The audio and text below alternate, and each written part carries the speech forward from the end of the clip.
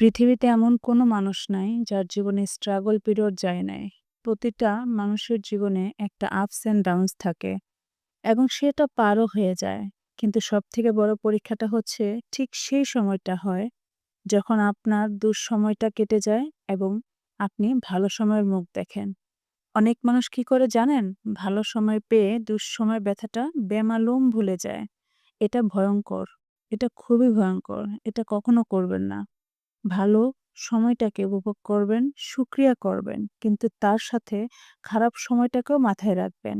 এটা মাথায় রাখলে দেখবেন আপনার মধ্যে বিনয় থাকবে, ভদ্রতা থাকবে, সভ্যতা থাকবে, মানুষের প্রতি সম্মানও থাকবে এবং এটা আপনাকে গ্রাউন্ডেড রাখবে।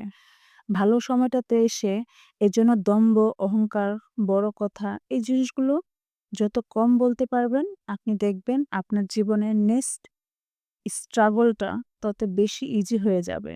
শিক্ষাটা অনেকেই আমরা ভুলে যাই। যার কারণে আমাদের লাইফে অনেক বড়, বড় বিপর্যয়গুলো আসে।